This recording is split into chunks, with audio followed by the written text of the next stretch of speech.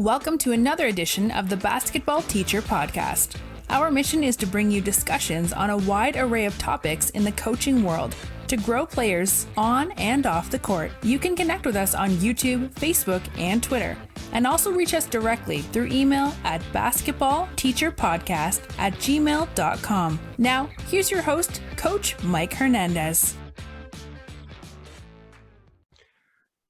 Welcome back, everyone. Thank you guys so much for joining us wherever you are listening to us from, whatever platform you're listening to us on. I say it every episode, and I'll say it every episode going forward. Your support, as always, is so greatly appreciated.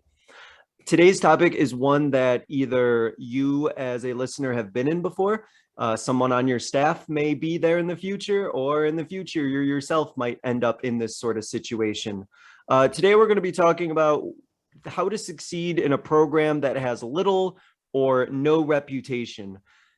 If you find yourself in that situation where you're in that program and maybe they don't have a lot of tradition, they don't have a lot of success, and you find yourself building and having to almost start from scratch in some ways, then this would be an episode that would be for you. And hopefully we're going to provide a lot of good insights and tips to kind of get things off the ground and running. So my guest today is one that has experience with that, and he is going to speak to his experience kind of building up a program that didn't have a lot of a reputation. We'll learn about his story. We'll learn about some tips that he has and some advice that he can give to help you or somebody that you might know who's either in that situation now or might be in that situation in the future. So I'm very happy to be joined today by the head boys basketball coach at Park Place Christian Academy. My guest today is Coach Corey McElveen. Coach, thank you so much for joining us. How are you? I'm doing well, man. I'm glad to be here. Excited to share. Absolutely. This is definitely a story and definitely some experiences that there's a lot of listeners I know out there who are really going to benefit from this. So really excited to have you on. Coach, let's go ahead and get started with your basketball journey and your coaching journey. Where is the game and your coaching career taking you, and what led you to Park Place Christian? Yeah, basketball's pretty much been in my life as long as I can remember. My father played college basketball, and that's pretty much what my whole childhood was based around, was basketball and sports. I've lived in Brandon, Mississippi my whole life pretty much, which is just about 15 minutes outside of Jackson, and lived and coached in the area my entire life. So I started at Byram Middle School, was there for 1 year, and was very blessed to have an opportunity to go to a high school after that. I was a assistant at Richland High School after that. A guy named Josh Dorman put my name in, who was my high school assistant, and was really able to give me a good opportunity there. There I coached, I was the head middle school and the head junior varsity, along with the assistant high school coach. So plenty of opportunity there, plenty of time spent. And I was there for 3 years.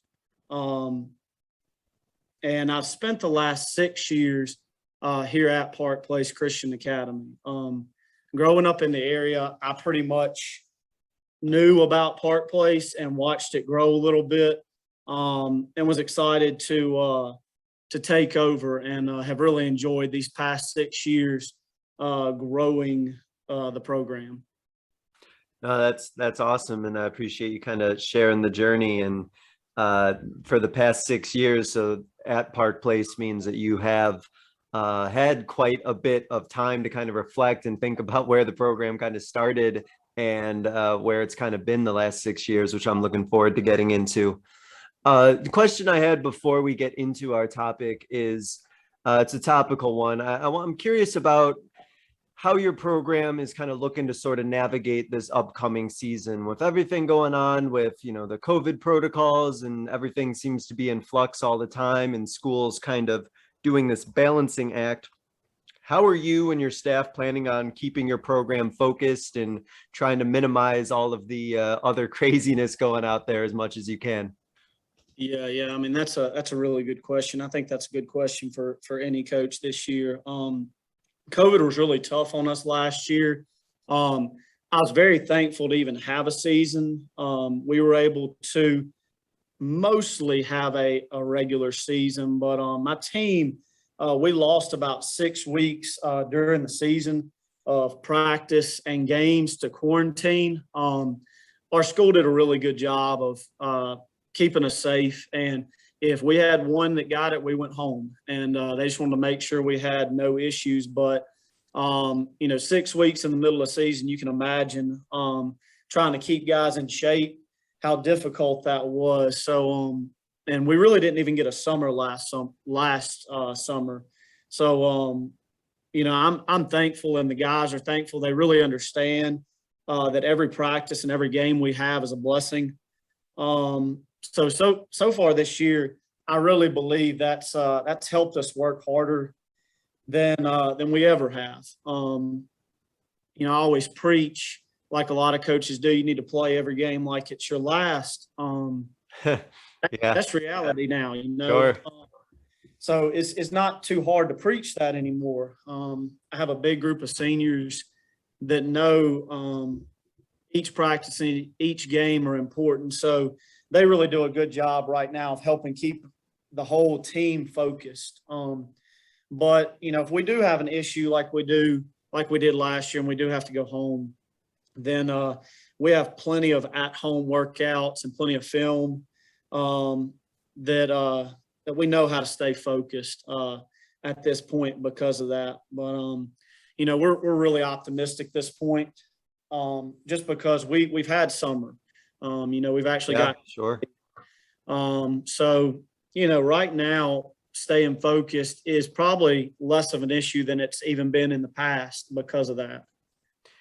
Yeah, it's really interesting what you said about that idea of, playing every game like it's your last. And especially with this year, it's like, well, you never know when that could be. And I feel like that holds true more than ever, and probably resonates with your players now more than ever, because unfortunately that is the reality. So hopefully we're going to get that maximum effort every night. And as other coaches have talked about before, not taking any of this for granted, right? Making sure that we enjoy every moment that we have, for sure. That's exactly right. So you talked about how you've been at Park Place Christian for the last 6 years, and our topic today is about succeeding in a program that doesn't have a lot of reputation, little to no reputation. So let's kind of take it back from the beginning when you first inherited that program. Coach, can you talk about sort of what drew you to the school? What made you feel like you were going to be successful there, even if there wasn't much of a reputation there? What were some signs or some things that you saw that indicated to you that, we could build something here and we could be successful? Yeah. Well, like I mentioned earlier, I grew up in the area. So I kind of saw Park Place from the ground up. Park Place opened in 2000. So we're just 21 years old this year. So brand new school, and they started kindergarten. And so the school didn't even have varsity athletics until, in the last 12 to 15 years. And so I saw the first experience I had with Park Place was actually seeing my youngest brother play against them. I helped a little bit with his team when I was still in college. That was really my first coaching experience, was helping my father, and then helping Coach Dorman, who I mentioned earlier, after that. And I just kind of got to see Park Place from that ground floor. What really drew me there was the people, the administration here. I actually got a call from Park Place about 2 years before I took the job. And the guy that called me was actually my high school football coach and athletic director. And he had taken the job as athletic director at the time. And just because my tremendous respect for him, I interviewed and I almost took the job the first time, solely worked for him because of how much respect I had for him. But it wasn't time at that point. And I received a call again 2 years later from the AD, Jason Cook at the time, who's now head of school, to ask me to come interview. And he is someone I'd worked with at Richland. And again, someone I had a tremendous respect for. So that really drew me there. I knew in other jobs that administration was a massive key into trying to build something. And I really felt like at the time that I could get off the ground with those guys behind me. That was number one. And also, I really felt like the program had so much potential for growth.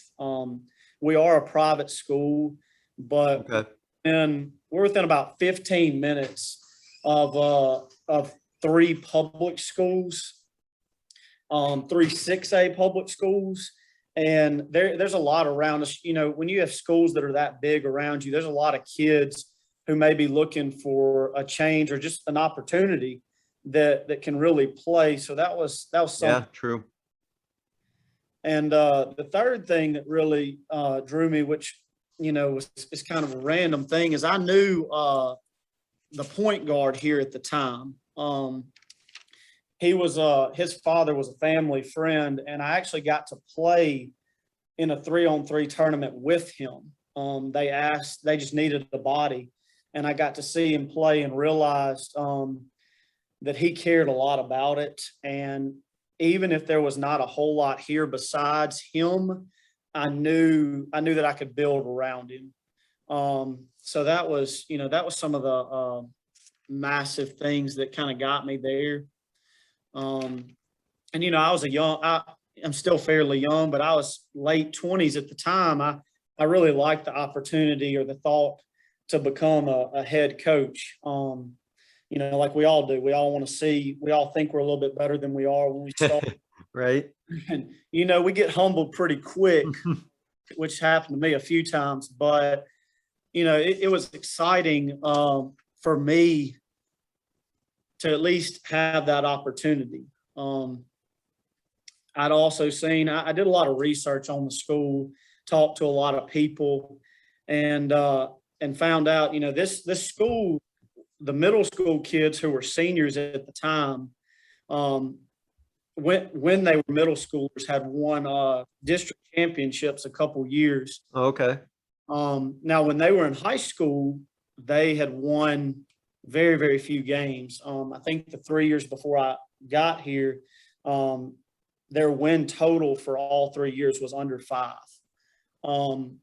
So I knew that there had to be some talent there from when they were in middle school. There had to be something there. So, you know, I was excited for that as well. And ultimately, I really aligned with the school's mission of putting a Christian education first. And I knew that I would be able to coach and teach from that perspective and try to win the guys' hearts, as well as teach them how to play basketball. So I really felt like for me, it was a perfect match. And, you know, that's what ultimately led me there. Yeah, absolutely. And it's interesting that you kind of brought up that, you know, you saw there was potential there. You talked about how there were, you know, there was talent there, and there was some previous indicators that existed that made you think like, hey, you know, like there is something there. Because I think, and you can speak to this sometimes, that, you know, a coach or somebody taking over a program might just see like the win-loss record and just see that and judge, though, that there must be nothing here, or the program must have nothing going for it. But it's kind of like, if you look under the hood a little bit and you kind of ask around and poke around a little bit and get an idea of the area and the neighborhood, all of a sudden you realize that there's a lot more going on here and you have a lot more to work with. And it sounds like that was kind of the situation you found yourself in. Yeah, that's exactly right. And, you know, really, I found out kind of asking around that the seniors that I came in with my first year had I was their 6th head coach in 6 years. Oh, wow. That's tough. Yeah. And that was, you know, that told me everything I needed to know, because even if you have a really good coach, it's hard to build anything in a year. and that was for a lot of different reasons. Like I said, they were an up and coming school for a while, and they had parents do it to start with. They had a really good coach. I think their 9th grade year, one of the years they were successful, and he had some heart trouble and had to leave. So I mean, they just kind of had some really bad luck over the years with coaches. So I knew if I could bring a little bit of stability, that'd be the first thing to kind of help us.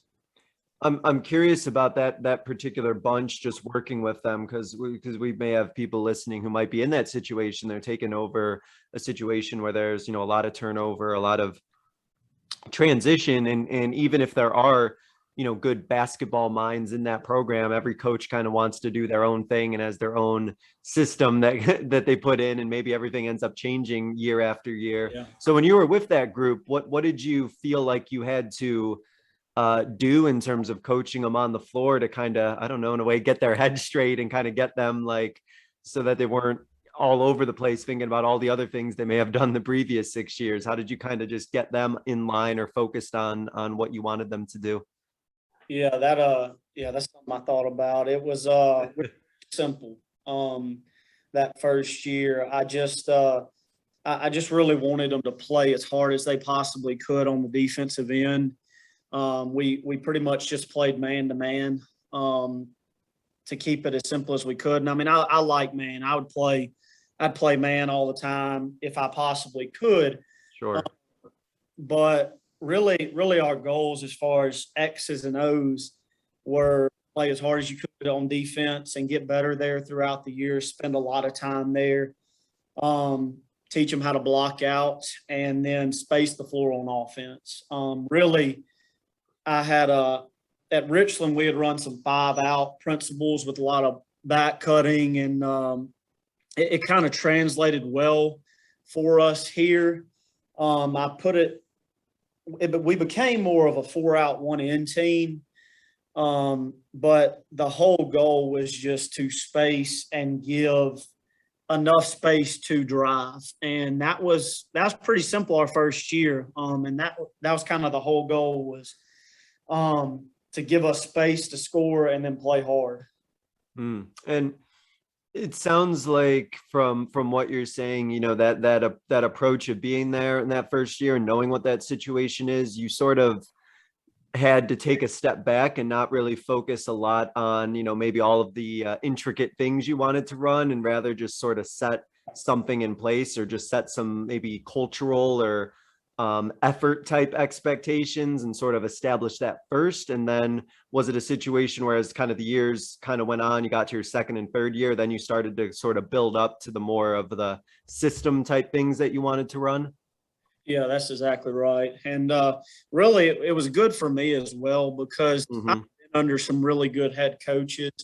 But at that point, I really wasn't sure exactly what I loved on offense. Like I said, I love man. I love full court pressure, and I knew defensively what I wanted us to look like ultimately. But offensively, I wasn't sure yet. I had some stuff that we had done, but I love dribble drive. I love a ball screen offense, and so on and so forth. So it helped me grow just like it did them. But you're exactly right.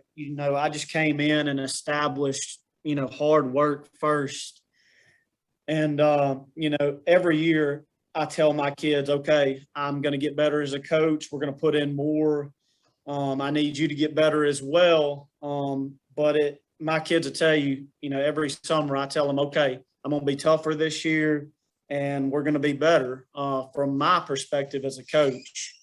So yeah, it was a good thing to start with for me. Yeah, and just to kind of wrap up that thought, that's like a really good exercise in patience and just staying the course in what you believe. And I know that that's always, for me, been a challenge. If I'm in a new position or in a new coaching position, I want everything to change exactly the way I want it to be overnight, but you can't quite do it that way to build something sustainable. That's for sure. Yeah. So What were some things that you felt, and we kind of touched on this a little, but I'll go a little bit more in depth with you, but what are some things that you felt that you had to do at your school, at your program, whether it was on the court or culturally, that you might not have had to do if you had inherited a more successful program? What are some of those things that, because there wasn't much of a reputation, I know we talked about the giving the effort, were there some other things that you really had to make sure that you kind of put in place that maybe you wouldn't have had to do if you were in a different situation? Yeah.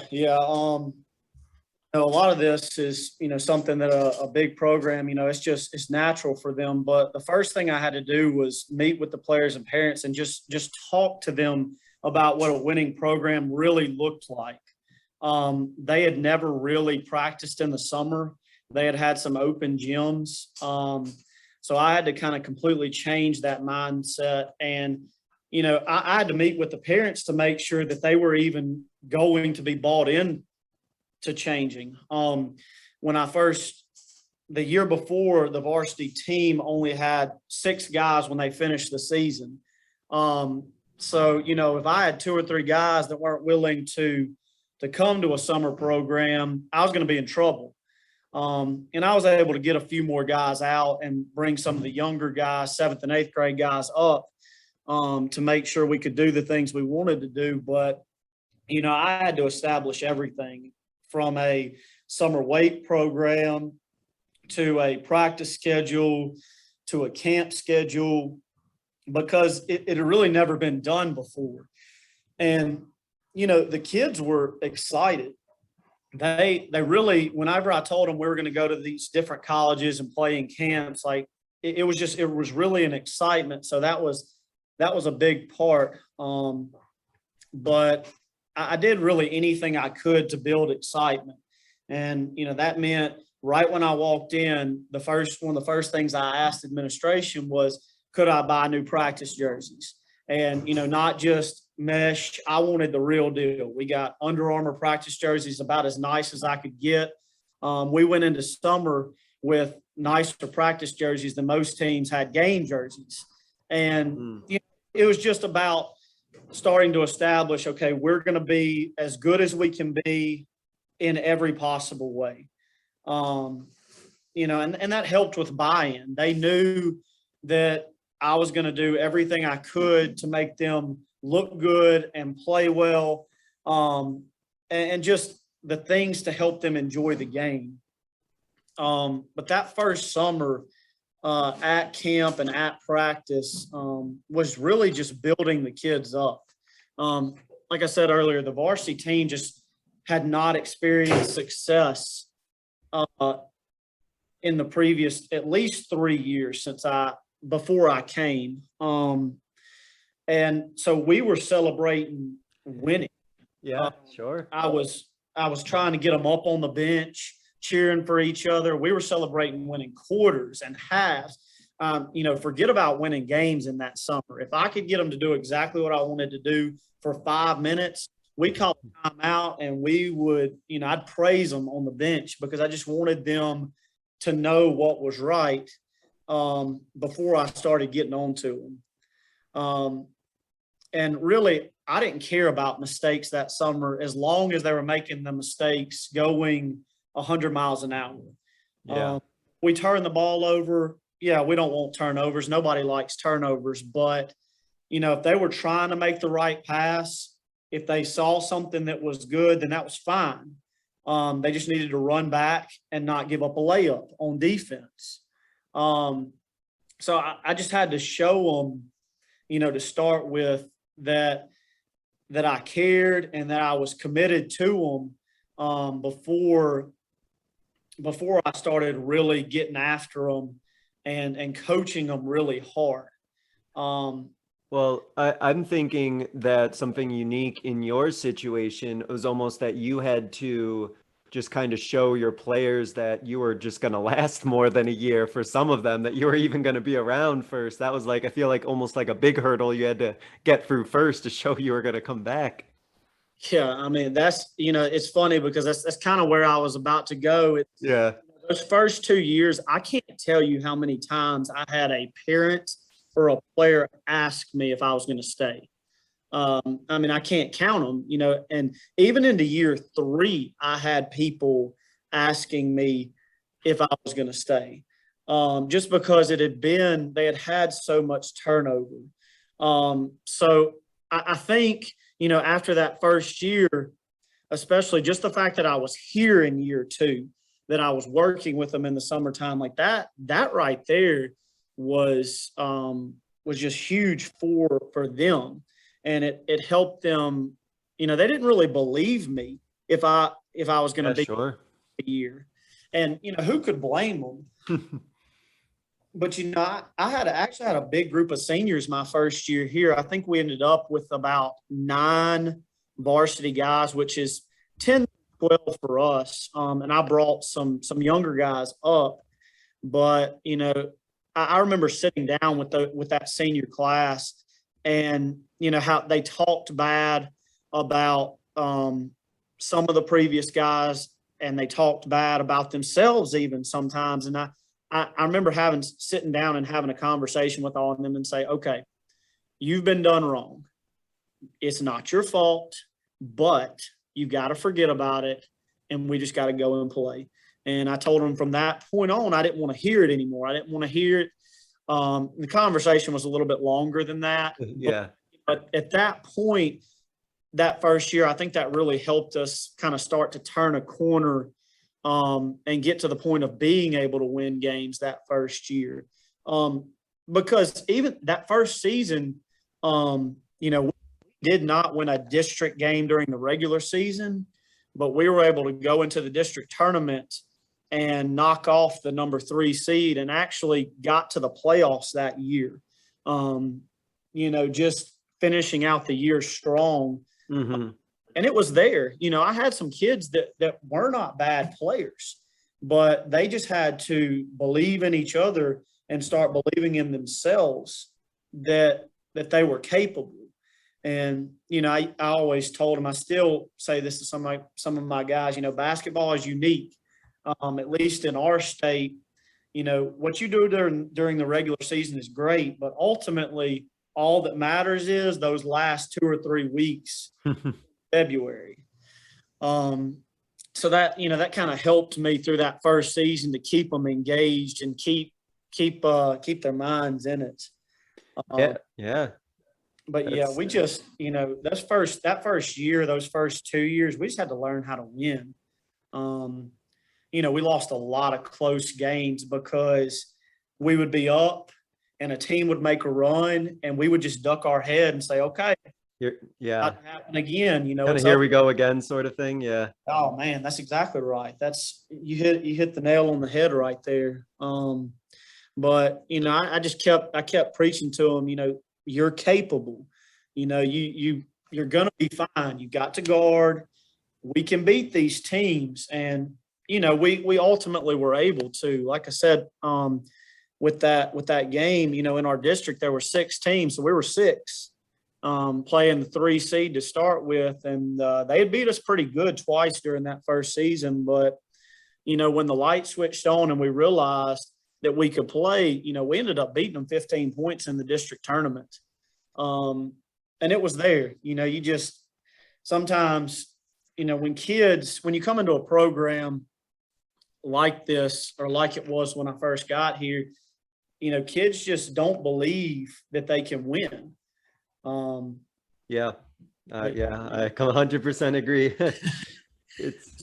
It's hard, I think, and just because I'm speaking a little bit for experience that I've had on my own, I think that losing can just become part of the normal expectation, to the point where like winning is almost, at least in my experience, and you could probably speak to it too, like winning just seems like some almost like mythical like thing that other schools do, and we don't really do that. And, you know, we'll play, but, you know, we'll probably just lose, and whatever, it is what it is. And you really have to kind of change that to where, and I'm just speaking on my experience, where almost I've been in situations where losing was just kind of like the accepted outcome, and it just sort of is what it is. And I was like, I can't handle that. And I'm sure somebody who's probably competitive as yourself probably couldn't handle much of that either.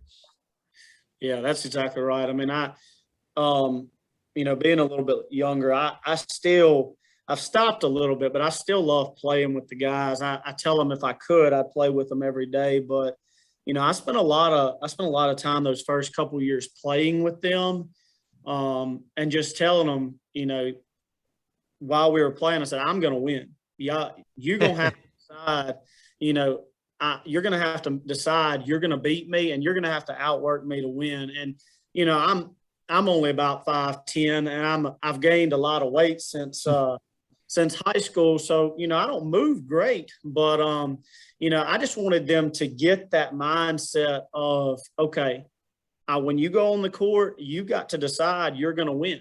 And, now I have kids that tell me, they said, you can't beat me, coach. Let's go play one-on-one. You can't beat me. And, a lot of them are probably right now. I try not to get out there too often.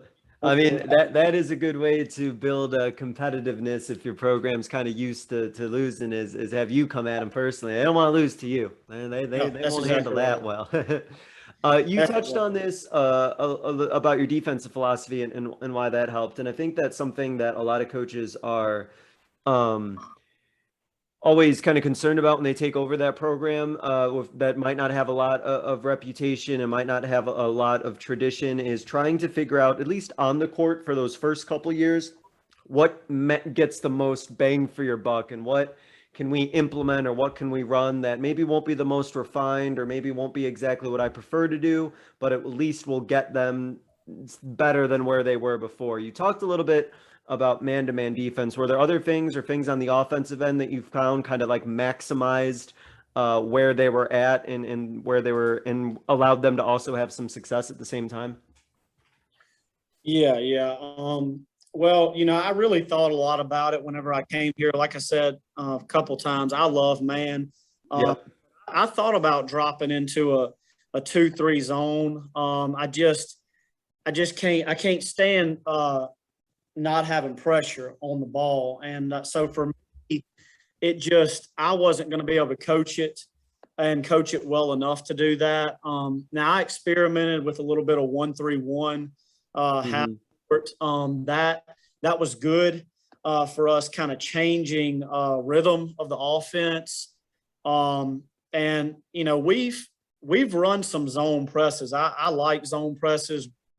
Even now, with the group I have, we run a 1-2-2 full court or kind of 3/4 court zone press, and I like that a lot. But yeah, I mean we tried a lot that first year, pretty much everything besides a 2-3.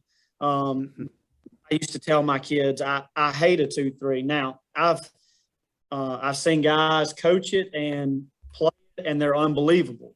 But for me, I'm not a good 2-3 zone coach. But yeah, we defensively we did pretty much everything else. And offensively, when I first came in, my point guard was pretty good sized kid and big, strong kid. So, spreading it out, we ran a lot of high pick and roll with him and our post player, who was also a pretty good sized kid. And that really helped us score a lot in the beginning, was just kind of clearing it out for those two, because they were both what I would call football bodies. Yeah. Tall, both of them were tall football bodies, and having, two kids like that, you can score a little bit that way. But we kind of morphed into, over the years, and even in the beginning, trying to run a ball screen offense for our two better ball handlers most of the time, just because I usually didn't have more than two right there in the beginning. So I kind of took what Gonzaga does with their ball screen offense and meshed it with some other stuff that I liked, and really tried to just keep the ball for the most part in two kids' hands, and have the other guys be ready to shoot the ball or be ready to roll and score easy baskets. And how did you find that transition was for them to do that? Was that something that you thought that they kind of picked up on pretty well? Was there some certain things that you thought that you had to end up teaching that you maybe didn't think you were going to have to, but you had to spend more time on? Yeah, I had to. I didn't realize how much time I was going to have to spend just on screening angles and reading screens. That was probably, I knew I was going to have to teach it, but still today we spend a lot of time on screen angles because I didn't realize how much time that would take. And just, playing the game, a lot of times when kids play a lot, they can see those things better, see the right passes. But, they just didn't play a lot outside of practice those first couple years. So pretty much anything that they needed to know, I needed to make sure to break it down and to teach all the aspects, the footwork. This guy can't catch a bounce pass very well. You got to throw it high or not throw it at all. Everything like that. I really just had to act like offensively they didn't know anything. And, over the years as we've run the same things, I don't have to go over things as much. They see stuff now that they didn't in the beginning. And, they understand angles and what we want from certain actions. But yeah, in the beginning, I just had to make sure that they knew exactly what I wanted. And, even then, they still wanted to drive a lot into lanes that weren't open. Yeah. So, we just had to make sure that the backside guy was crashing. And, if they did, they got a lot of loose boards and, that was a good way to score. Yeah. It's interesting that you kind of bring up the idea about like the screening angles. And I feel like a lot of coaches who I've spoken to kind of mention that as something that comes up over and over again, even if it's experienced players, even if you're just starting, like things like that seem to be something that can trip players up. So it's just interesting that you brought that up as well. It seems like it's something that's occurring all over the place for sure. Yeah, definitely. So that's a big we've touched on this a little bit. I just want to ask explicitly just about the idea of like culture. It's such a, I don't know, almost like a loaded term. It means so much to so many other people, but we talked a little bit about like the parent meetings, and you talked about just the fact that you're going to show up, 1 year, 2 year, 3, and actually be there. But if you think about now, about the culture that you've helped establish and you and your staff have established at Park Place, what does that culture kind of look like now for your program? What was the other foundational pieces you and your staff put into now you have the culture, hopefully, that it is that you want? What kind of went into building that? Yeah. It's something, like you said, it's a loaded term. And, I listen to a good many podcasts and do a lot of research. And, I've spoken to a lot of coaches about it, but it's definitely evolved every single year. It's something I spend a lot of time with. But, to start with, when I first came in, our main goals for culture were just to play hard, to be at practice, and to enjoy the game. That's how it started. But now over the years, it's kind of come into, you are not late for practice ever. You don't miss practice. You play, hard work is still the number one thing we talk about. And, you don't make excuses about those things. For us, kind of a funny story how I got started, but hard work, I had to really show them what that meant. And we actually have a gym on campus with no bleachers. And then we have a gym off of campus that we rent to play games in.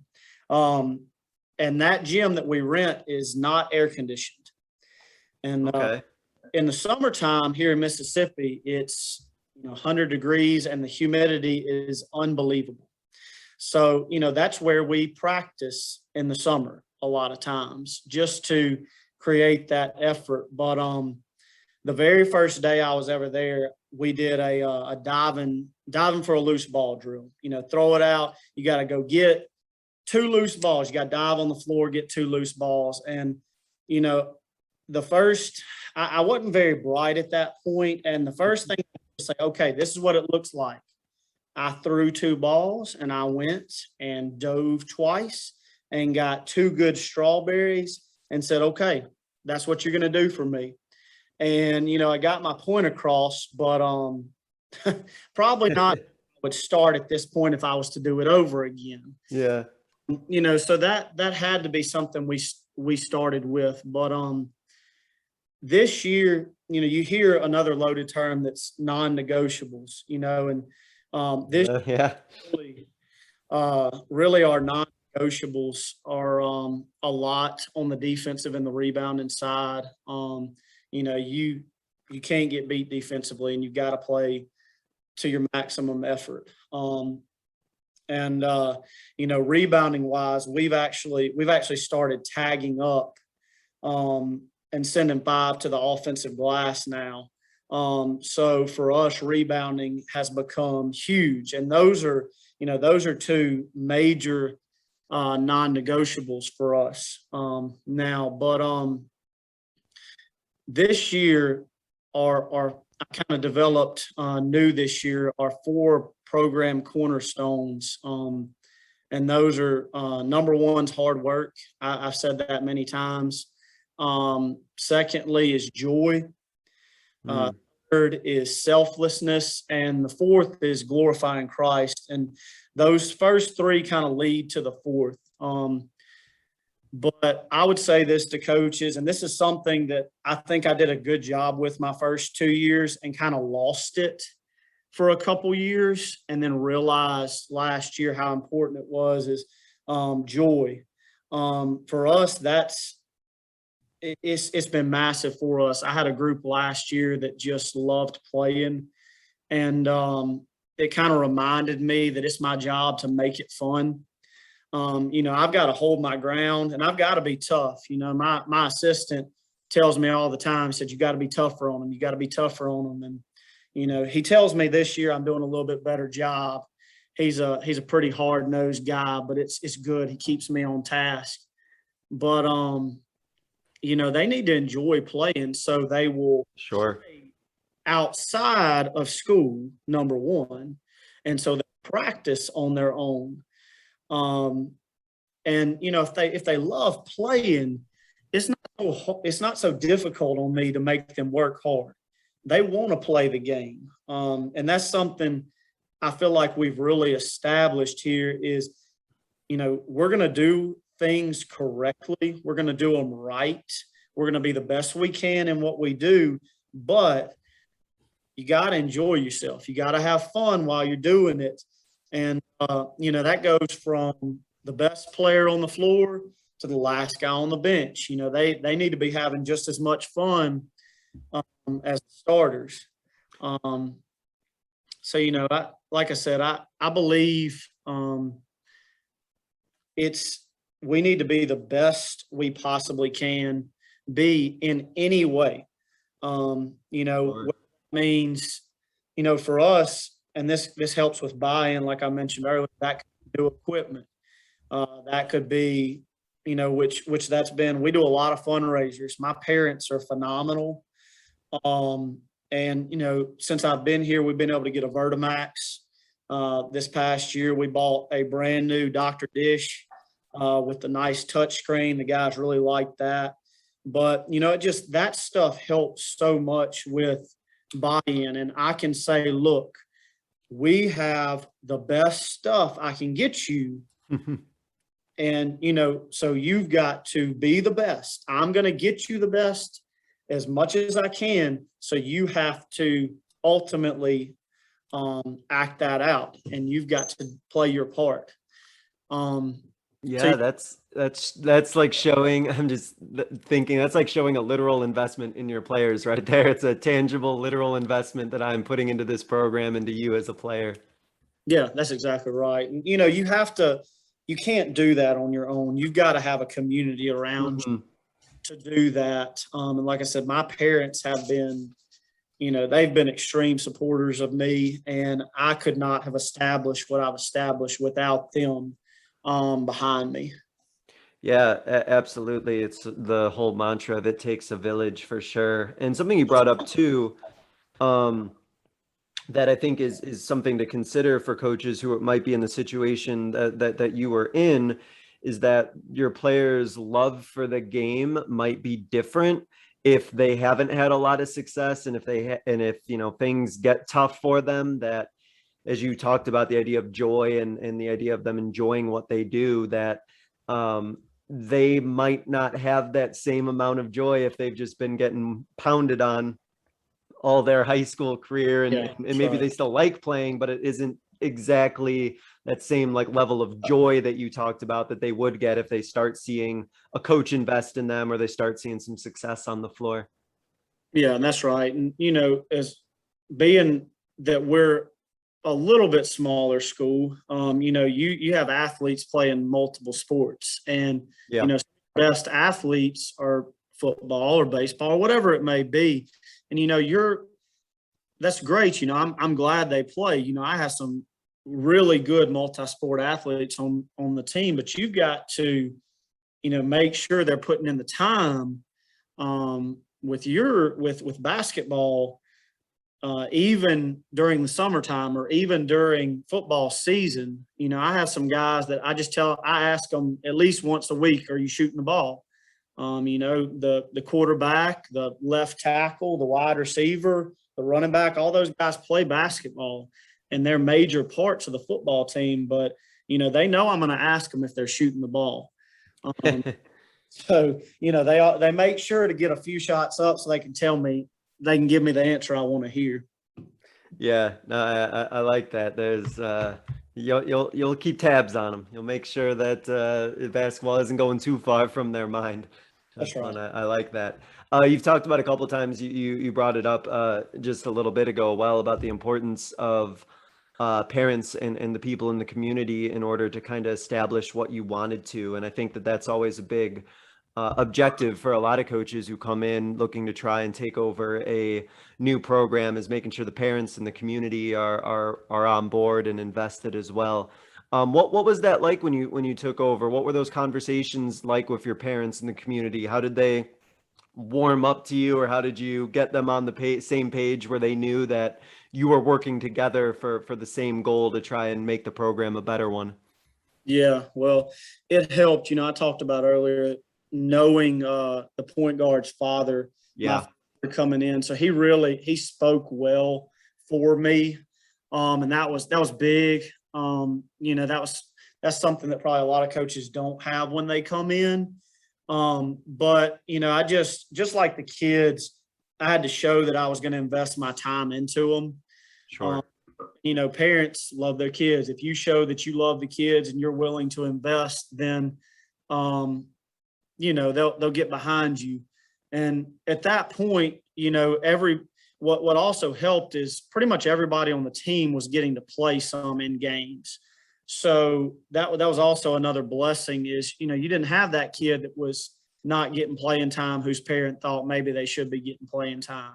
Everybody was getting an opportunity, and that really helped. And it helped. I coached 7 through 12 when I first walked in the door, so that was 3 different teams, and me showing that I cared about the older kids, but was also willing to invest a lot of time in the younger guys. Just got those younger parents bought in, and those are the parents that are with me in high school now. But I just had to show I cared about their kids, really. And same thing with the community, with the administration. They just had to know, they wanted to see that I aligned with their goals, and when they knew I did, they were behind me. Yeah, and sometimes I think as coaches we might get really wrapped up in all of these things that we want to make sure our parents know, and maybe work ourselves up a little bit in these conversations. But for especially in the situation you described with how many years of turnover you've had. You just maybe can keep it simple and just genuinely show you care, because you really can't fake that. And that was probably something that you were able to convey. And I'm sure they were able to recognize that right away, that you were being genuine and following through on things. And sometimes that's kind of all it takes. And you don't necessarily have to go over your offensive or defensive or schemes or your game plans or anything like that. You can just show who you are as a person. Yeah, that's right. That was really it for them, is they wanted to know I was going to give the kids all I had. Yeah. And with your coaching staff, when you first came over, was it a brand new overhaul? Were there people that were already in place? What was that like with the staff that was there your first couple of years? Well, that first year, I took 7 through 12 over by myself. I did not have an assistant. I came in and we had all three teams, and it was me. I coached a lot, spent a lot of hours there. I pulled my father as much as I could to help me, and he was a massive help. But yeah, I guess you can say it was a complete change because I was it. And, after that second year, I got an assistant to help me. And, we've grown a little bit. I've had some players help me out over the years. But for the most part, it's been me and one other guy, or different guys throughout the year. But for the most part, it's just two of us with all of that. So, I guess it was a complete overhaul if you look at it that way. Yeah, and I think in some ways that presents a pretty nice situation, in that you kind of just can build things kind of the way that you want to, and there's not a lot of discourse necessarily about like, this is how we used to do things, or have a lot of other coaches who might have, a lot of other ideas of how things might have gone in the past that they want to keep going. And I think there is certainly a time and a place for that, but it sounds like in your situation, you knew that you were kind of starting pretty much like right where you wanted to be, and it was just kind of your show and creating it the way that you wanted to. Yeah, and I was excited for it to just be me. Now I love having an assistant. I would take as many of them as they wanted. But at that first year, I was figuring out how to be a head coach, and I didn't have to. I really didn't want to have to fight with anybody else over this is the way we're going to do things. I just wanted to do it my way and be able to figure it out. But like I said, I would take many assistants right now, because the guys over the years have been extremely valuable to me. Yeah, no, that's excellent. And yeah, once you really have that established and people know what you're about, man, the more assistants, the better. Bring them, the more you got right. to work with these kids. Absolutely. That's funny. And then before we hit our concluding segment, something I'm curious now is as you look at where your program is right now, what do you see still in your program? What are some things that you see in your program that because of what you did that first couple years? It's almost like a tree that's being grown because of the seeds that you planted in those first couple of years. Where's your program at right now? What do you see right now for your program and the future of your program? And how much of that do you credit to what was established those first couple of years you took over? Yeah. Well, we've talked a lot about, I guess, kind of the rough parts of the program, but I'm going into year 6, and year 1 through 5, we've actually never missed the playoffs since I've been here. Yeah, awesome. We've been able to, like I said, that first year we didn't win very many games, and even that second year we didn't win a ton of games, but we were able to win when it mattered. And last year we really kind of got over the hump and made it to the state tournament. I was starting 4 underclassmen at that point, so I bring back most of my team from last year. So we're really, really excited about making a run this year, and kind of getting to the point where, I've been preaching, compete for a state championship since I got here. That's been something I've talked to the seniors were seventh graders when I got here. So that's something I've preached to them. I've talked to them about since I walked in the door, is building towards that. So it's exciting to see that kind of come to fruition and us have an opportunity at least to be there. But, I think really establishing myself with that middle school team, with those young guys, has made all the difference in the world. I had a big seventh grade group, a big eighth grade group who just graduated, this past year. Mm-hmm. I really tried to spend a lot of time with. We got, as best we could, we got AAU teams together. I've spent a lot of open gym time with those guys, and those parents have really bought in. And I think that's really helped us to this point. But now that's more, it's not necessarily something that I have to do. Now parents are seeing, and kids are seeing these older guys and what it really looks like. And, I was able to take my JV team and watch my varsity this summer compete against some really good schools and say, okay, now this is what they did. This is what it looks like. And they're kind of able to tell the guys and show the guys what it's really going to take to be successful. And I think that's bigger than anything is, the kids seeing it and hearing it from other kids. I have some senior leadership this year that lives out what they should be living out every day and works hard every day, that asks me to get here early and shoot the ball. And that's kind of just the way it is now.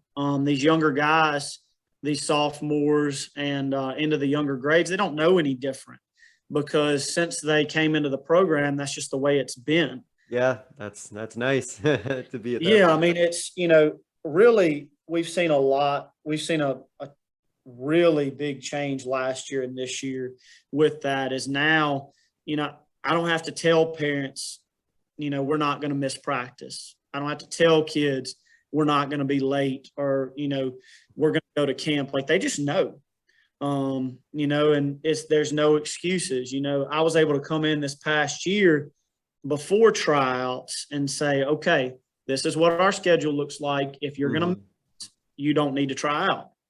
And I wouldn't have dared to do that my years here. I wouldn't have had a team. Yeah. So that's how much it's changed. But, what I would tell anybody that's coming to a situation like this is even if you're a varsity coach, just 9 through 12 or 10 through 12 or whatever it may be, you need to establish yourself in your middle school and even into your elementary.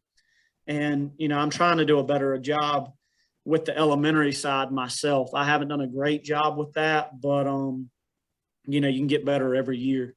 And, establishing yourself in that middle school, I think makes a bigger difference long-term than anything else you can really do.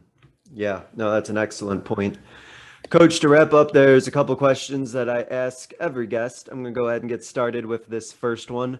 Thinking back on your coaching career, what is a coaching moment of yours that you think others listening would be able to learn from? Well, I got a couple. I would really say don't let your low moments or your losses kill your drive. For me, I've had some low moments here in the program. Probably one of my most frustrating moments came in my second year when I thought I was a pretty good coach and we made it to the playoffs and a veteran coach made me look stupid. His players were not necessarily that much better than mine, but he was just a better coach. And, that's going to happen to anybody that's a young coach. I think that's going to happen. But, I would say take that and learn from it, and let it drive you. Because for me, that moment, and I actually had one of my top players transfer out going into his senior year while I was here as well. And that's another one of those things that made me step back But, I kind of just decided, okay, with both those moments, I needed to get better, and I needed to dig in. One time it was I needed to go to more clinics. I needed to talk to more coaches. The other time it was actually I ended up turning to podcasts more than anything else. And I'm telling you, I've learned more just listening to podcasts than I think I have doing anything else. It's been amazing what you can pick up. In a 50-minute segment, you may only get one thing, but that one thing, over the course of 10 or 15 podcasts, that changes you as a coach. So, I really encourage, especially young coaches, to let your negative moments kind of drive you, because those two moments have probably made me a better coach than anything else in my whole career. Sounds like that old adage about get bitter or get better. That sounds like that moment perfectly encapsulates it. And I think that as a young coach, like, especially if you're kind of new to the program, or even if you're just new to coaching, like, you almost have to accept you're going to get out coached, and in a way, like, you probably should get out coached too. But it's kind of the way that you respond to it, for sure, and grow from it. I think that's a really good piece of advice there. And then finally, Coach, to wrap up, I give every guest what I call a 60-second soapbox. It's your platform to get out your final message, closing thought, a closing idea, something that you just want to leave the listeners with. So I'm going to turn over the floor to you, and you can take it away from here. All right, sounds good. I thought about this a good bit, but I think as a coach, one of the most important things you need is a strong support system, especially a young coach. I talked about not just having it myself really the first couple of years. So my support system came from outside of my basketball staff. For me, it starts at home with my wife. She is probably my most honest person, and she pushes me really hard to be as good as I possibly can be. And she also helps me turn it off, because as a coach, it's hard to turn it off at times. But I'd say this as well. You need some coaching friends that help you understand the daily grind. And, I have a few really good buddies here at Park Place that actually, a bunch of them coach different sports. And they listen to me when I need to vent, which is, can be often at times. And they tell me when I suck, when it's time for that too.